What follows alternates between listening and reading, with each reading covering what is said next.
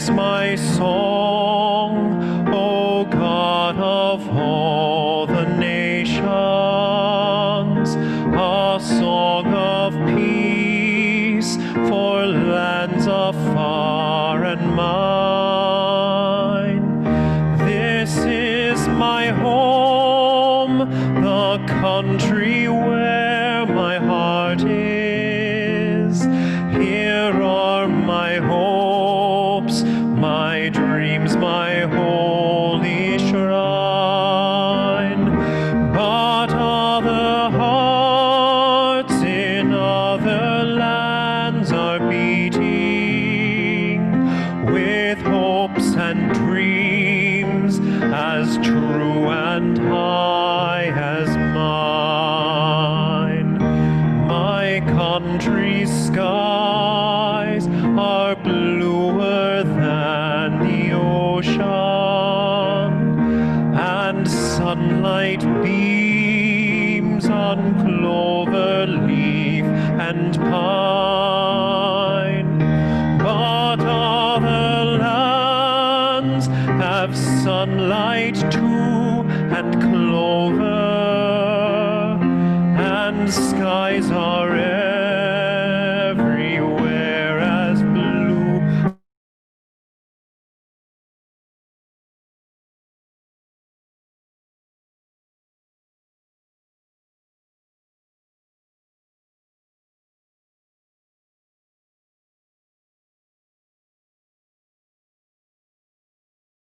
And for mine.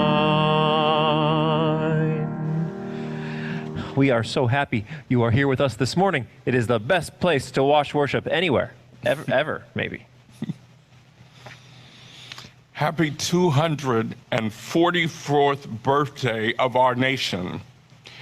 A proud moment when Dr. Maya Angelou read this poem in its entirety. We will not this morning.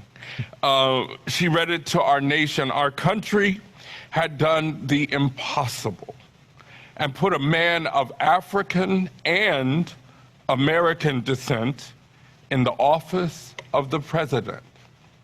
And she took the mic and said, "Today, the rock cries out to us clearly, forcefully, 'Come, you may stand upon my back and face your distant destiny. But seek no haven in my shadow. I will give you no hiding place down here.'" You, created only a little lower than the angels, have crouched too long in the bruising darkness, have lain too long face down in ignorance, your mouths spilling words armed for slaughter. Each of you a bordered country, delicate and strangely made proud, yet thrusting perpetually under siege. Your armed struggles for profit have left collars of waste upon my shore, currents of debris upon my breast, yet today I call you to my riverside, if you will study war no more. Come, clad in peace, and I will sing the songs the Creator gave to me when I and the tree and the rock were one. Before cynicism was a bloody sear across your brow, and when you yet knew, you still knew nothing. The river sang, and sings on. There is a true yearning to respond to the singing river and the wise rock. So say the Asian, the Hispanic, the Jew, the African, the Native American, the Sioux, the Catholic, the Muslim, the French, the Greek, the Irish, the rabbi, the priest, the sheik, the gay, the straight, the preacher, the privileged, the homeless, the teacher. They hear, they all hear the speaking of the tree. Today, the first and the last of every tree speaks to humankind. Come to me, here beside the river. Plant yourself beside me, here beside the river. Give birth again to the dream. Women, children, men, everyone, take it into the palms of your hands. Mold it into the shape of your most private need. Sculpt it into the image of your most public self. Lift up your hearts.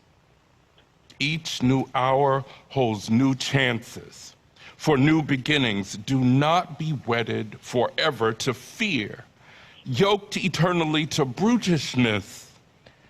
The horizon leans forward, offering you space to place new steps of change here on the pulse of this fine day.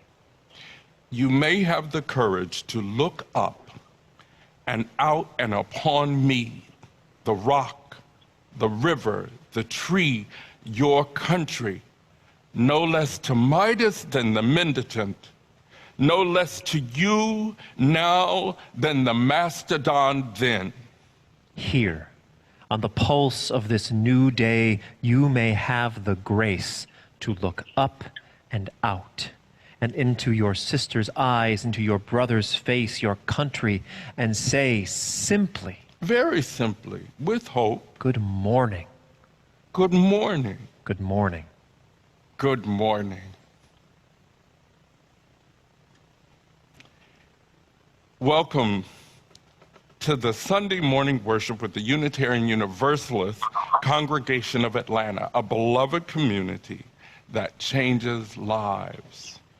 Wherever you are from, whomever you love, and whatever path you are on, you are welcomed here. I am Reverend Duncan Teague. I'm a longtime member here at UUCA, and I am the senior minister at Abundant Love Unitarian Universalist Congregation, and we are located proudly in the West End community of Atlanta. And I hope some of my folks from Abundant Love are with us this morning.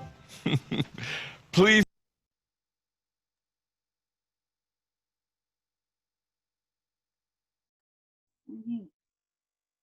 Video.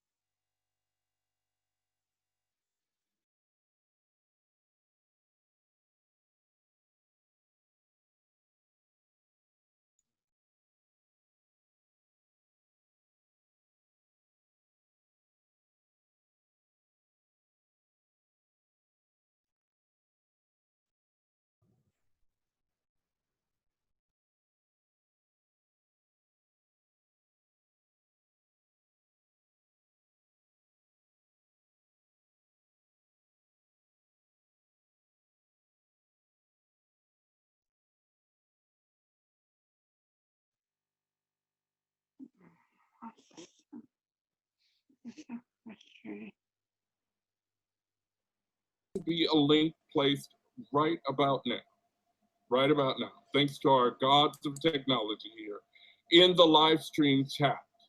Again, you can find that link either through your weekly update or through the live stream chat that is being placed as I speak. Though through the live chat, we also have the opportunity to continue with one of the great traditions here, and that is we can express love and care for each other, even through this medium. Please take a moment to welcome each other into this morning's worship. And as Don plays, that's again in the live chat. And thank you again for coming.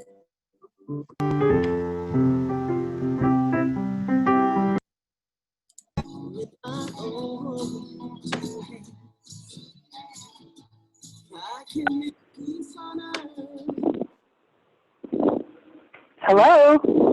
Sorry, it's having issues. Issues are okay.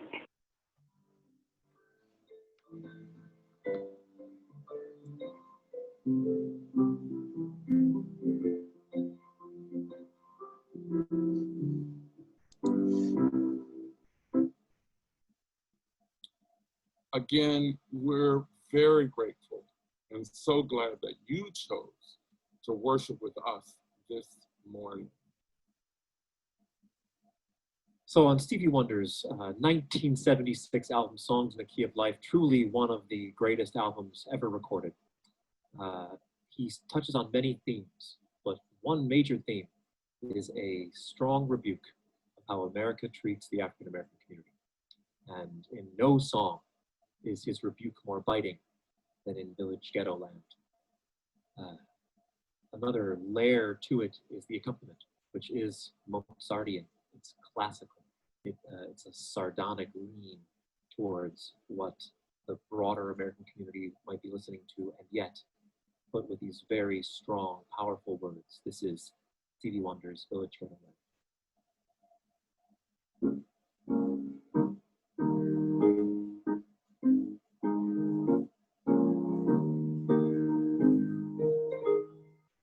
Would you like to go with me down my dead-end street?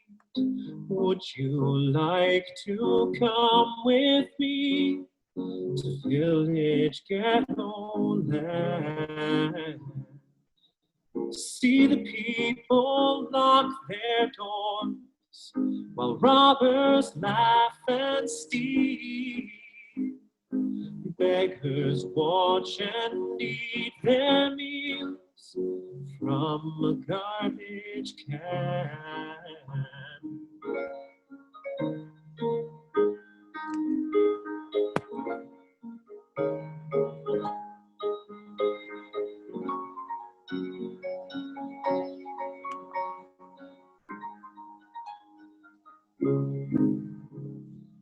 Broken glasses everywhere. It's a bloody sea. Killing plagues the citizens unless they own police. Children play with rusted cars. Swords cover their hands. Politicians laugh and drink, drunk to old demand.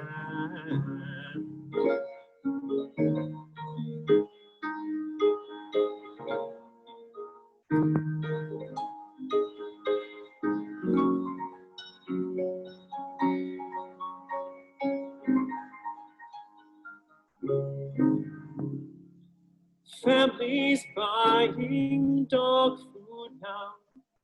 Starvation roams the street. Babies die before they're born, infected by the greed. Some folks say that we should be glad for what we have. Tell me, would you be happy in Village Ghetto Land?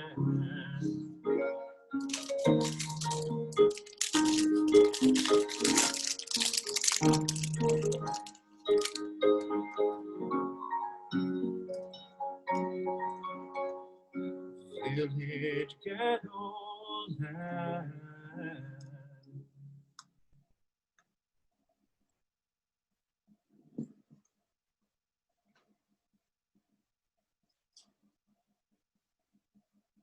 If you'll say the chalice lighting words with me, may the light of this flame illuminate our tradition of seeking, invite all who yearn for acceptance, and ignite our passion for justice and peace.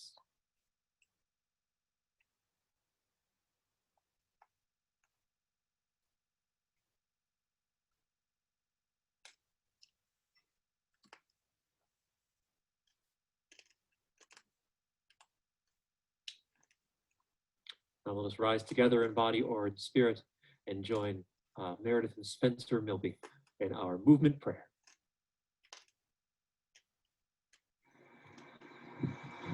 Please join us for the movement prayer. First, we bow to honor the spirit of life. We lift our arms and embrace the gifts of the Spirit. We bring the gifts onto ourselves and breathe and smile. We share the gifts with the world. We remember to be present. Honor, embrace, gratitude, share, be present.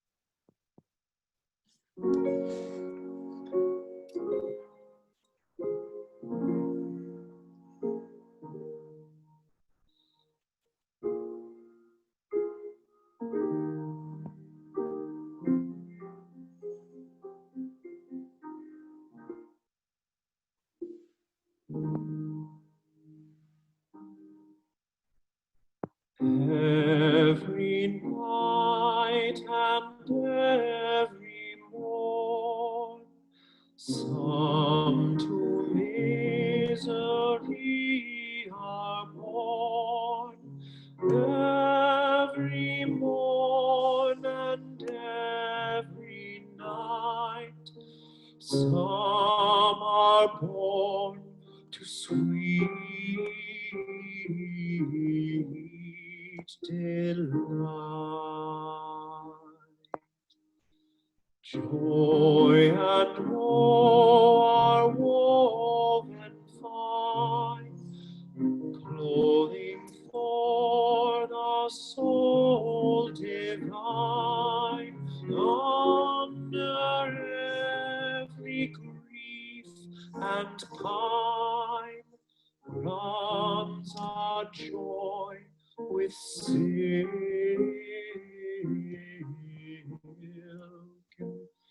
twine.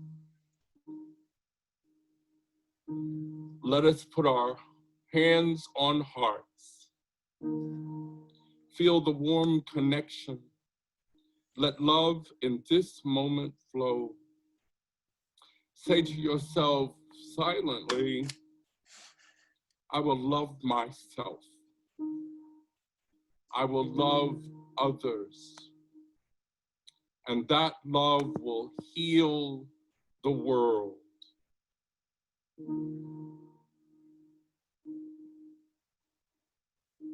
At this time, we hear the joys and sorrows of this congregation. Let us celebrate a beautiful new addition. Breon are welcomed. I would ask that you would hold in your hearts all those who have suffered, to ask forgiveness, to seek hope and renewal, to honor the earth that supports and sustains life, to remember that all beings are inextricably and mysteriously connected. Now we still our bodies and we still our minds. We take a deep, big breath and then we exhale. We relax into this space that our intentions make sacred.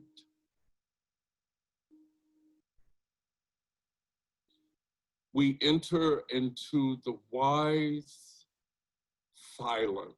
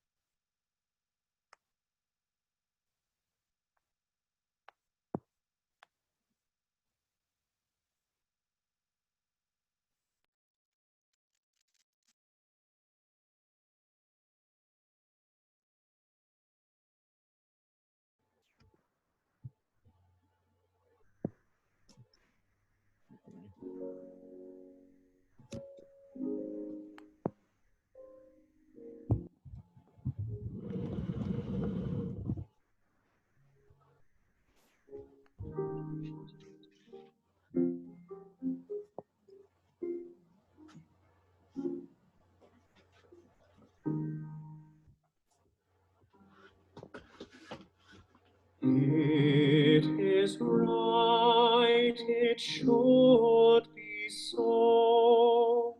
We were made for joy and woe, and when this we rightly know, safely through the world we go.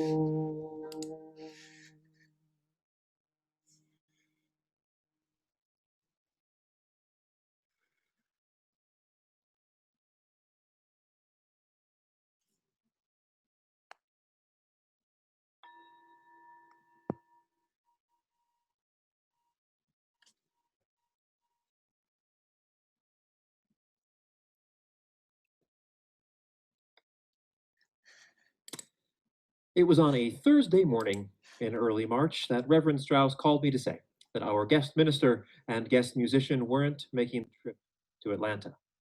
Right away, we went into crisis mode. Reverend Strauss and I planned a new worship service right there on the phone. The next day, we made the call to close the building and have the service be only virtual. We spent an incredible amount of time talking about logistics and how to keep everyone safe while still creating an excellent worship experience. Our multimedia team jumped into action, taking the live stream infrastructure we've been building for years and improving it fivefold in 3 days. These dedicated congregants are the true heroes of UUCA during this time, and my gratitude for them cannot be quantified. Our sanctuary has been transformed into a TV studio, and their expertise and willingness to share it has made it possible for us to continue thriving. After that week, we decided to take all of the worship services we had planned for March, April, May, June, and toss them. It was the right decision. We were in a very different moment, but it meant a lot of work that had been done was scrapped, and we needed to do a lot more work very quickly. I'll be honest, we totally nailed it in crisis mode. Our virtual worship attendance has been really high. People are watching all over the country because of the quality of our broadcasts and the excellence in the experience. We made new hires. We've updated systems. We've learned to connect virtually. So many things happened in such a short period of time, and so many of them have been really great. But here's the thing. With all of the crises continuing to go on around us, we need to get out of crisis mode. We are waiting on amazing doctors and scientists to beat this virus so we can safely get back together. I am optimistic that it will happen, and I know it's going to be a while. So, in our new reality, I want us to slow down the frenetic pace of crisis energy. Take a breath, zoom out, and see what we missed. As I said, we thrived in crisis mode, but maybe there were some better solutions we didn't have time to see when we found a solution that worked fine.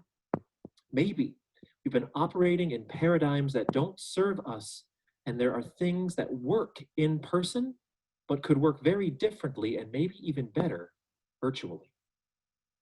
We, the staff and the board, are going to try to slow down and make sure we are serving you the best that we can.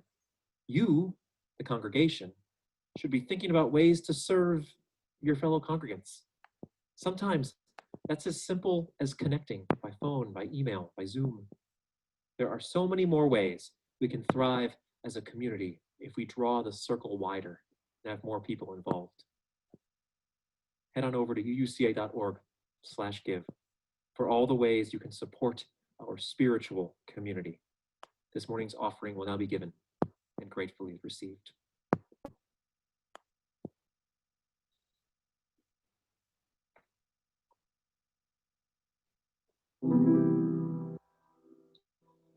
Oh, beautiful for spacious skies,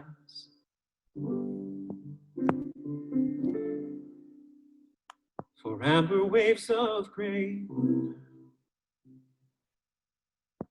for purple mountains, majesty.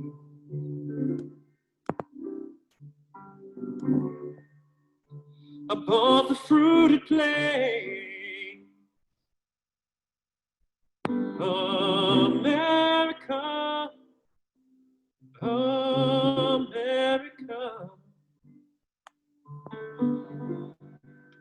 God shed their grace on thee, and crowned thy good with siblinghood. From sea to shining sea,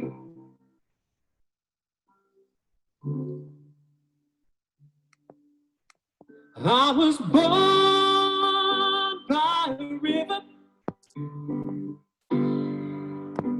in a little tent, just like that river I've been running ever since. It's been a long, long time coming, but I know change's gonna come. Oh, yes, it will. America, America. God shed their grace on thee, and crowned thy good with siblinghood.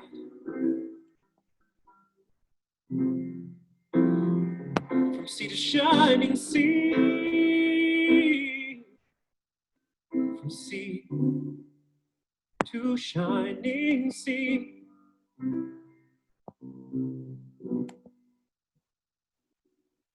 One day, when the glory comes, it will be ours, it will be ours. Oh, one day, when the war is won, we will be sure, we will be sure. Glory. Ooh. Oh, and we'll cry glory. Oh, glory. Ooh. Oh, we'll cry glory.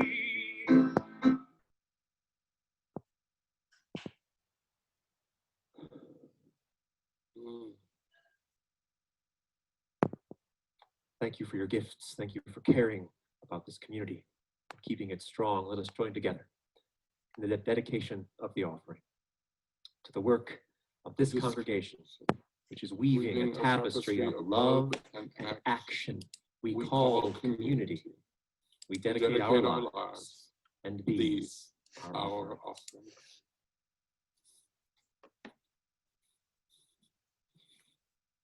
Wow. I want to thank, you can't preach with the mask on, but I want to thank you for wearing your mask, because wearing your mask is an act of love. It is a recognition of simple public health.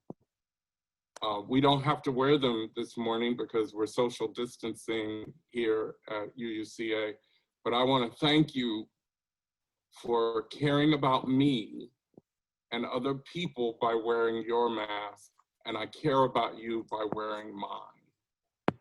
I think the community leaders are going to have to fill in the gaps where we're not hearing that message, and I'll leave that there. But I have mine here. I want to thank Reverend Terrence Strauss, who technically is my minister, and my dear old friend now. I love saying that, you know I do. Don Milton. We met on his very first Sunday here, and I think I was in the pulpit that Sunday. Wow, if that wasn't a warning, nothing was. Let me see.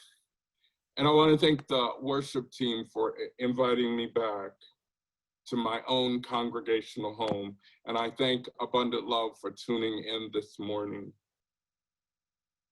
What a year. And it's only July 4th. And we have more to come in this 2020. Hang in there, please. And for some of us, we have lived through epidemics and people joining in the streets, and we have survived lackluster responses to epidemics from the White House.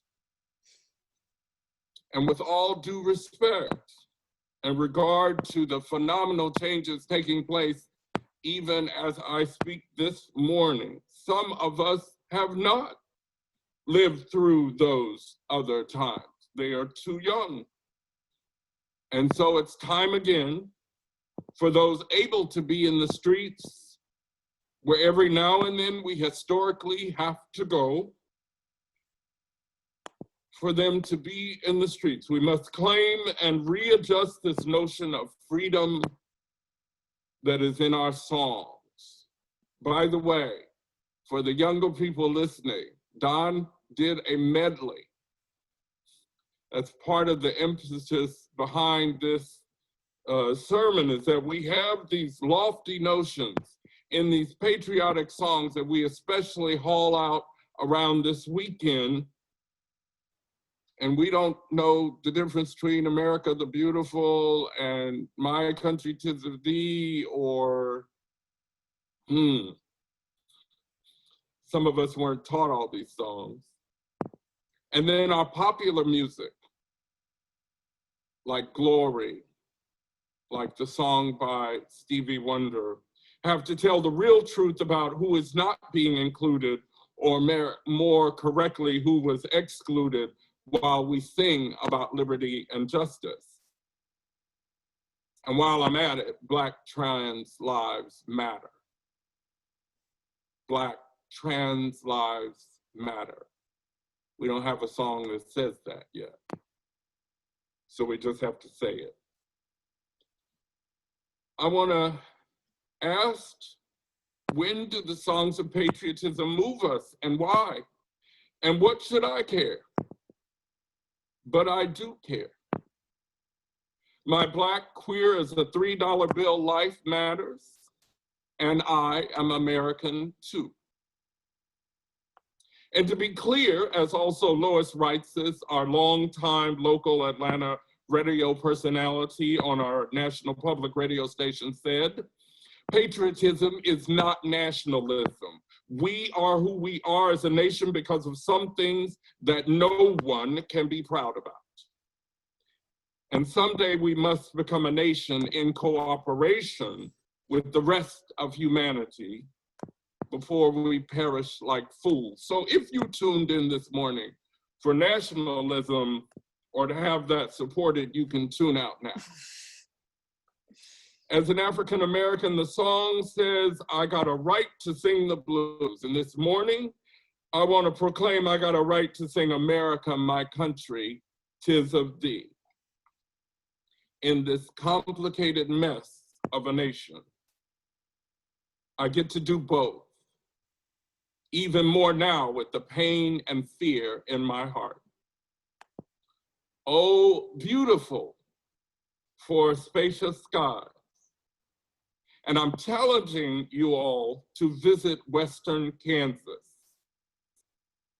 That's not Kansas City. Western Kansas on a pleasant day, and see the expanse of beauty that's echoed in the song, one end of the horizon to the next. Our mountain friends are going to have to take some time to get used to that kind of landscape uninterrupted, from sea of corn to shining sea of corn right up to your nose. And I think it is awesome and beautiful. And the writer, Catherine Lee Bates, forgot about the other America to the south. And we don't ever mention the indigenous who were here on those very plains that I find so beautiful when the land over and over again was taken by force, disease, or chicanery. But the song is great. The music is by an Episcopal church organist who put the poem to music and never met Mrs. Bates, Samuel A. Ward. And unfortunately, he died before he even knew that the song would become so popular. America, my country, 'tis of thee, sweet land of liberty, of thee I sing. Same tune as God Save the Queen.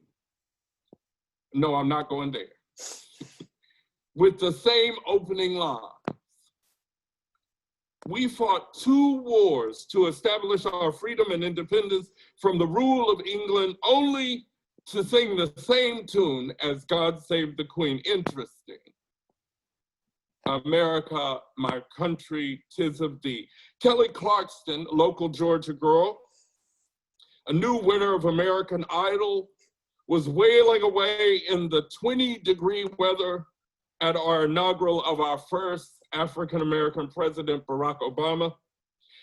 And we were really waiting to see what our queen of soul, Aretha Franklin, would sing, because she'd already done that at another inaugural. But we gave Kelly Clarkson points for doing it on key and in the frozen weather. But the truth is, she could have sang a pig foot and a bottle of beer, we wouldn't have cared. We understood that moment, just glad to be alive to see it, hopeful that Obama would live to leave the White House well. When the last president who epitomized change was elected, who was young and beautiful, they killed him. My country, 'tis of thee, sweet land of liberty. Is it really my country yet? Is it sweet, America? My father is a Korean conflict veteran, and his father, R.E. Teague, is a World War I veteran, God rest his soul. My uncles, all of whom are now deceased, all 6 of them. The older ones fought in World War II. They would say, we, the Teagues, we love this country, the only country we know, and they were willing to die for it. Willing to, again, attempt to prove our African-American worth, our humanity, and our faithfulness to this country, to the cause of protecting and defending what the country stands for. What the country stands for, not naively what it was or is. People of African descent, by the way, can be historically spotted in every conflict waged, right or wrong. If being a soldier counts, then I can check that box by heritage alone. Yet I dare questioning my love for the only land I've known, me, with all that I challenge in this country, my sexual orientation, my marriage, my myriad friends who are also challenges to the very notion of what it meant to be an American historically. And I, who have benefited from all their struggles as an educated African American. And I have been to Europe, not in a military uniform. I was a tourist first. I was clear about that. They make it clear. And then simultaneously, I was also an American tourist, and that was clear. And then all of a sudden, I was a Black man with another man, traveling in Europe. And then we come to our national anthem. It's got to be on the list, the Star Spangled Banner, a tune borrowed from a private men's club for a certain upper class in England. The impossible tune is from a drinking song.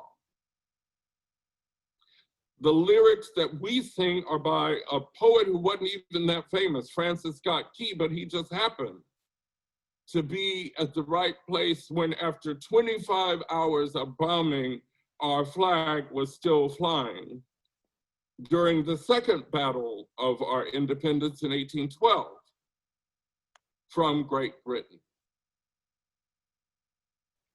The national anthem, boy, has it caused a stir in our time.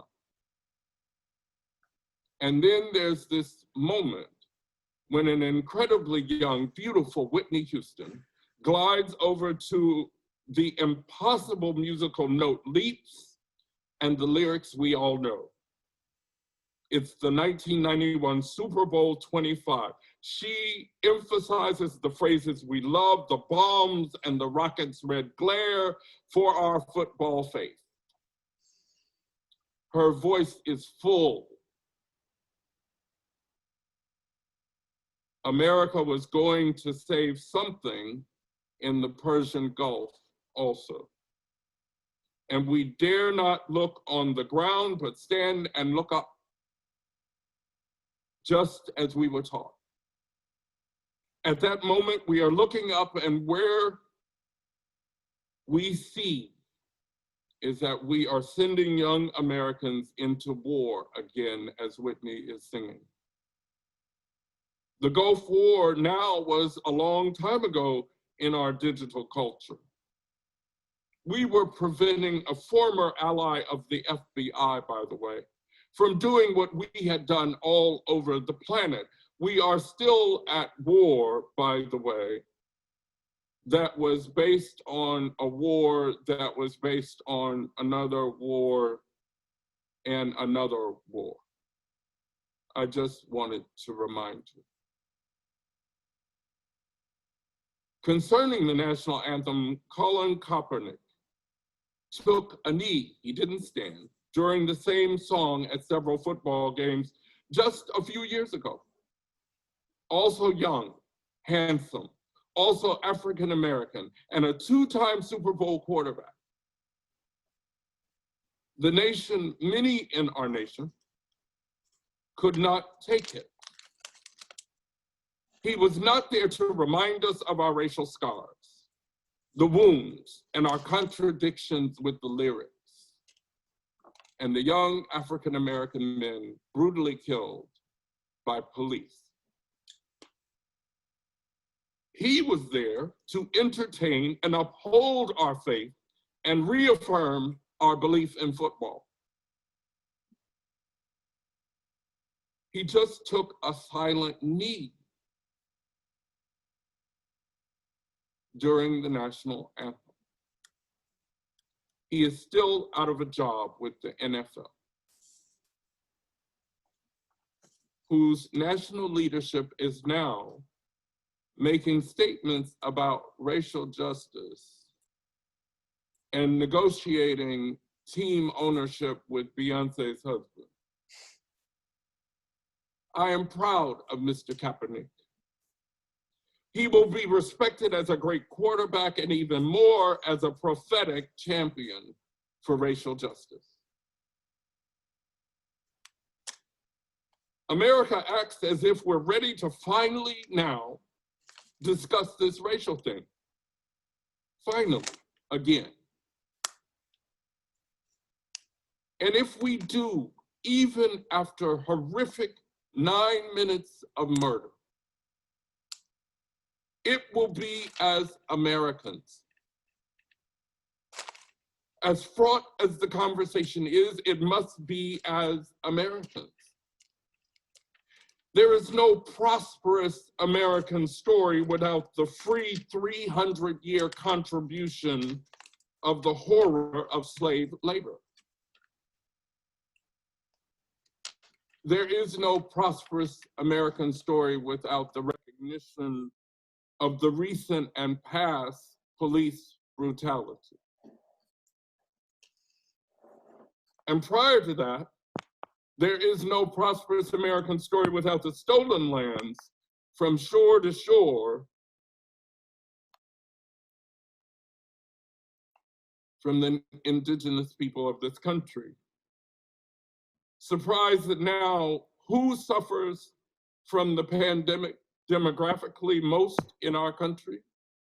African Americans and Native Americans. We need a new patriotic song for this moment.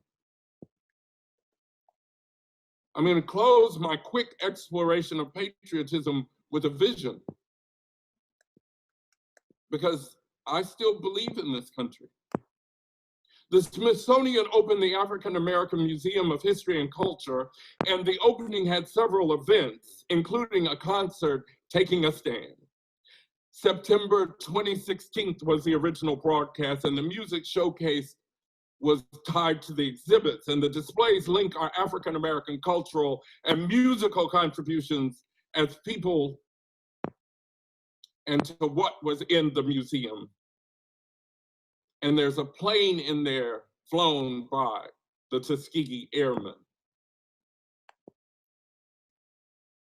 And someone brilliantly thought that they should have the surviving Tuskegee Airmen of 2016 who flew in the segregated troops of World War II to come out on stage and be greeted by none other than Major Colin Powell. And they knew each other. And there were 7 African American men, one unable to walk on stage, he was in a wheelchair, and some who needed assistance to get just from backstage and on to stage. They were in their 90s. And this year, one of them has turned 100. In the background, under the applause and the tears, you could hear, "God bless America." Despite our torture and oppression in this country, we proud Black folks will, on canes and walkers, return to claim our historic place in this messy, unfair, cruel story of the country. We will sing and do whatever we must to honor the part we have played to make this nation of ideals that we have never fully enjoyed.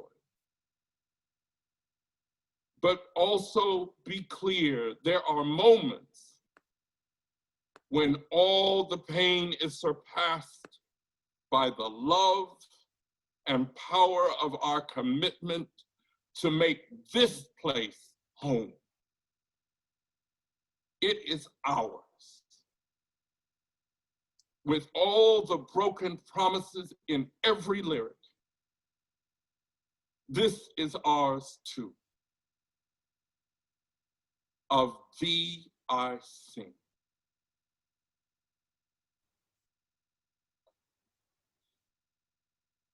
Thank you so much, Duncan. It's always great to create worship with you. As Duncan mentioned, he was the liturgist when I was here on my covert time coming to a UCA service when I was auditioning for this job. And you took the job anyway. The March of 2008. And also that year, my first year, I'll never forget, I was in my office on a Saturday. I just had a lot of work to do. And Duncan came to my office and made me leave the church. He said that the work will still be here on Monday. You don't let yourself burn out on this. And you made me leave and go home. It was a very kind moment. Our last hymn this morning is "We'll Build a Land." And I like the active nature of this hymn, that we are going to build something, not just praise something, but build something better or just or equitable. This is number 121. we'll build a land.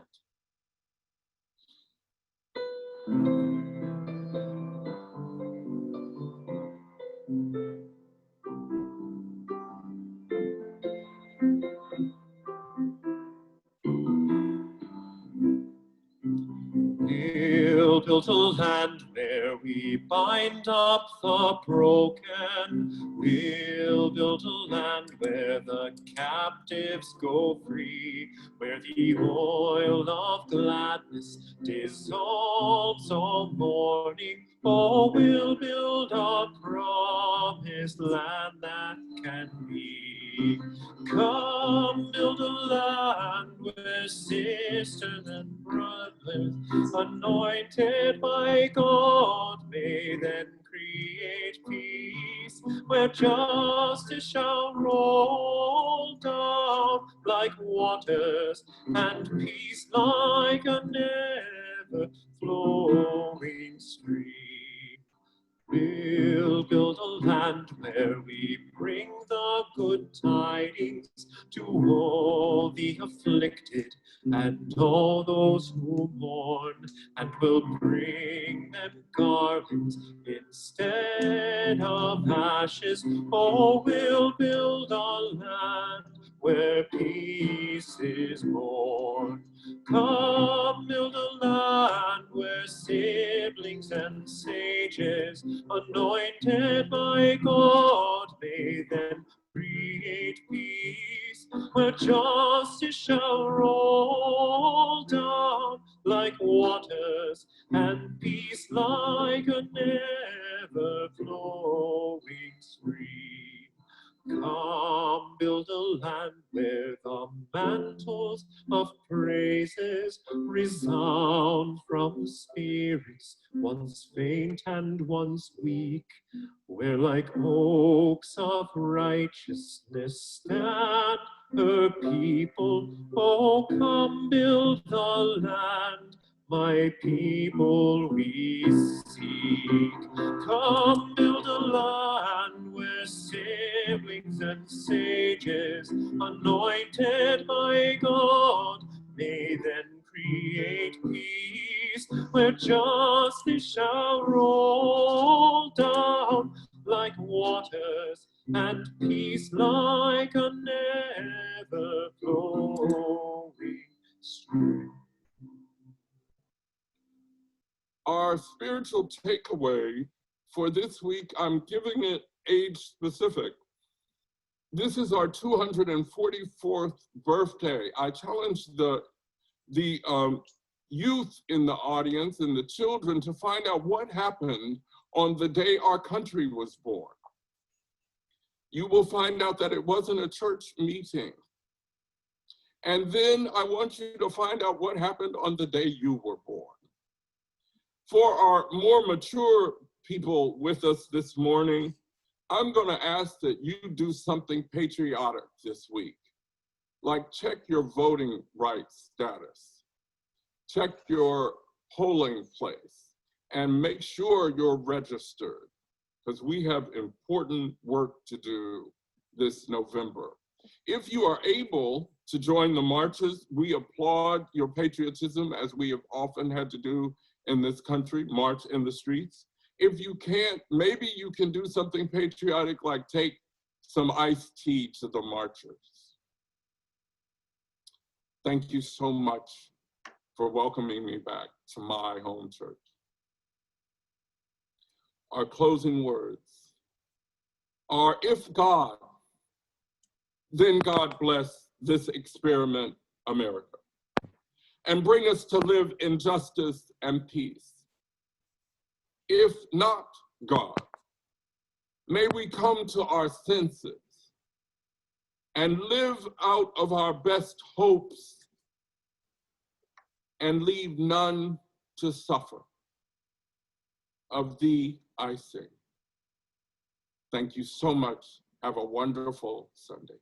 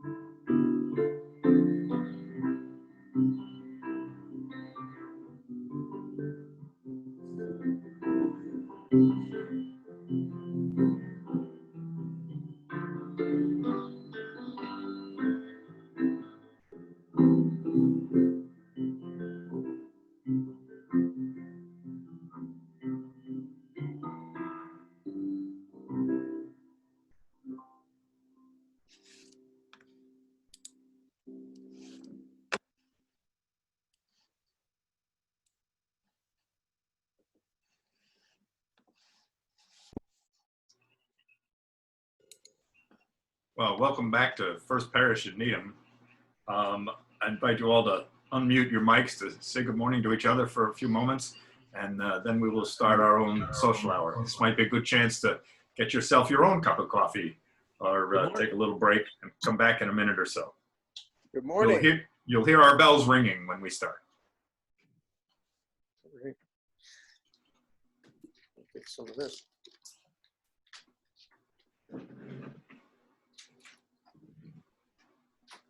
I apologize for our technical difficulties, but I'm glad we finally got it going pretty well there. It's a great. Yeah, so sorry about that, folks. Oh, no worries. It was I loved that that prayer, the action prayer that they did. I think that was wonderful. Cool, huh? Yeah. I love the music. Oh my God. Oh.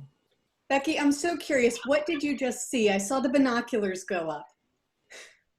There's a paddleboarder who is accompanying a woman who's alone in the water, and they're way away from any houses. So I was just curious to see what was going on. So, but it's a paddleboarder who has a little dog at the back of the paddleboard, who just kind of has a little life preserver on. Irresistible. That's so cute.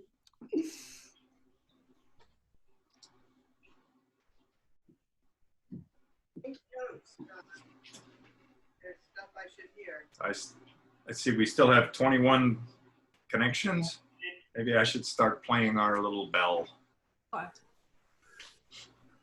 Hello, can you hear me? Yeah. Okay, good. You good? So this might be a good time to mute people as I get this going.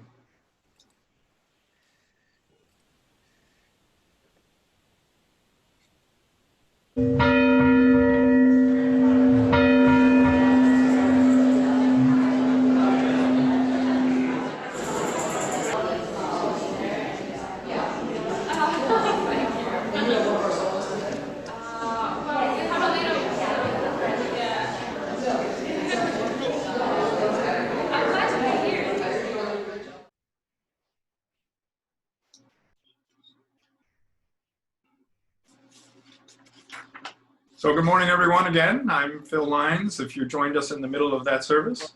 I'm the chair of the worship committee. We've been trying to organize some virtual congregational field trips. This was our second attempt. We'll have one more next week. And I'm thinking I've got something lined up to visit the All Souls Church in Washington, D.C., a rather large congregation that's been doing very well. And another significant service there. So even though our staff is on vacation, I'll give a few announcements before we break into our own chalice lighting and joys and concerns.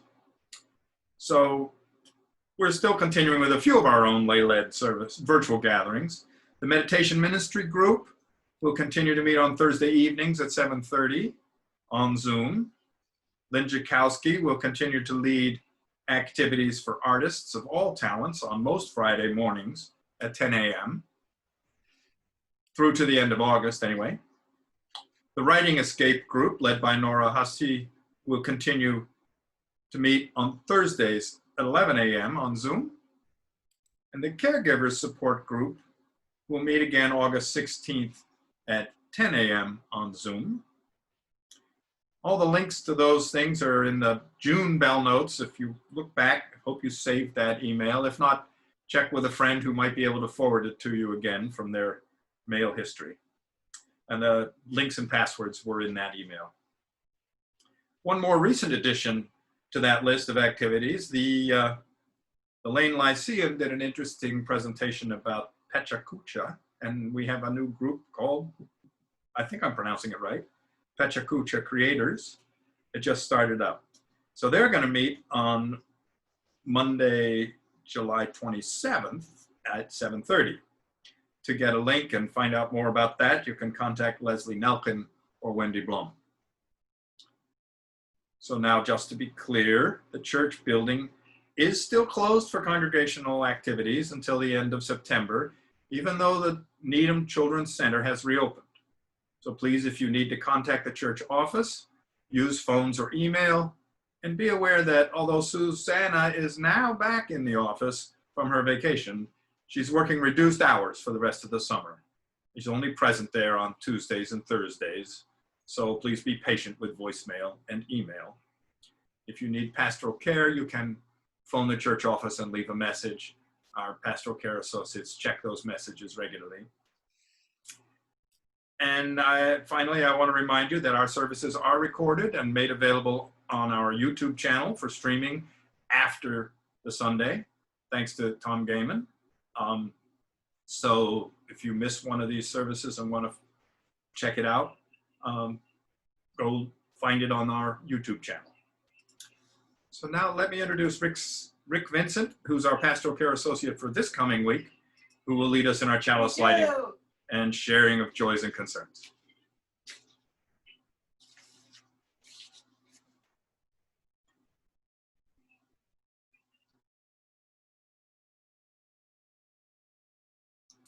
Rick, can you unmute yourself, please? You're still mute.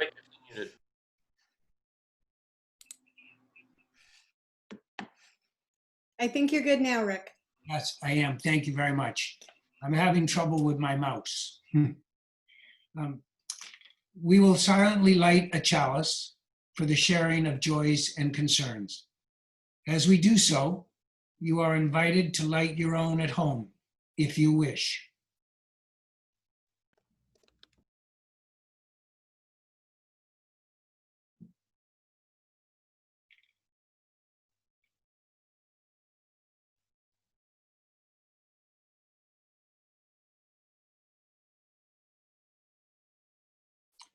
This is a time to share the milestones of our lives with one another.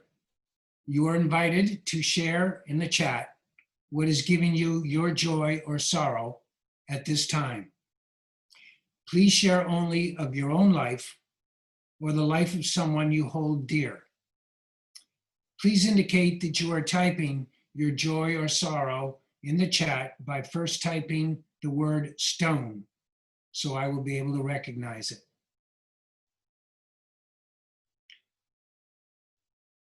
The first stone is for Lynn Jakowski. Lynn is having elective surgery on Tuesday and will be spending a few days at the Brigham and Women's Hospital. Please keep her in your thoughts.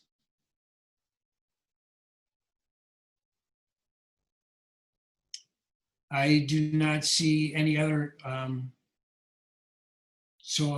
joys or sorrows in the chat room. So I will add this final silent stone to honor all of those joys not yet ready to be shared or concerns held still closely in our hearts. Please join in a moment of prayer and contemplation as we extend our thoughts towards one another.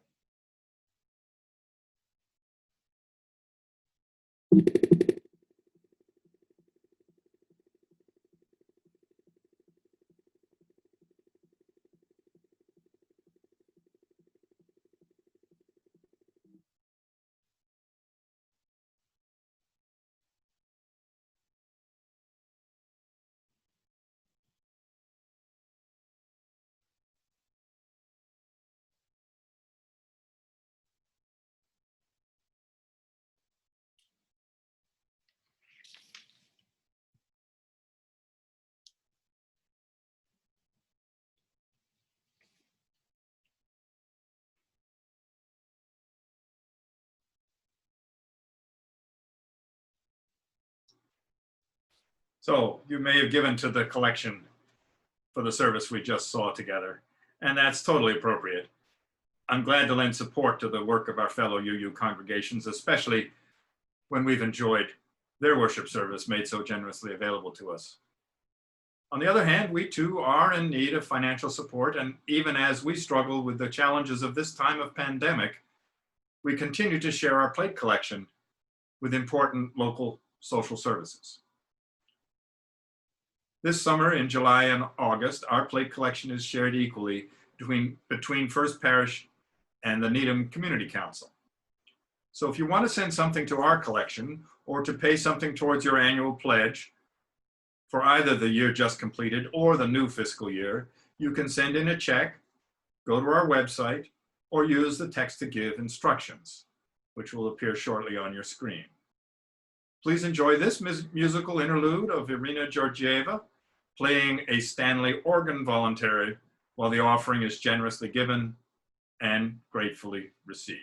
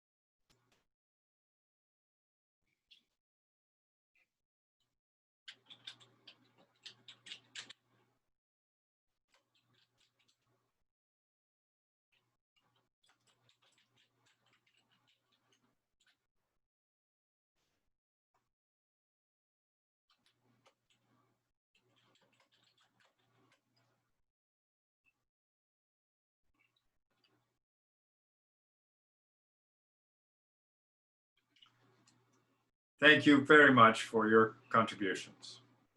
And now is our chance to socialize together. Rebecca will be creating several breakout rooms. You'll be sent to a mystery room with who knows who with 5 or so other people. And after about 15 minutes, we will call you all back here for a final farewell. But I understand it's getting late. If you want to, bail out early, that's fine. We look forward to seeing those of you who return, and we look forward to seeing all of you again next week. Thanks you so much. Take it away, Rebecca.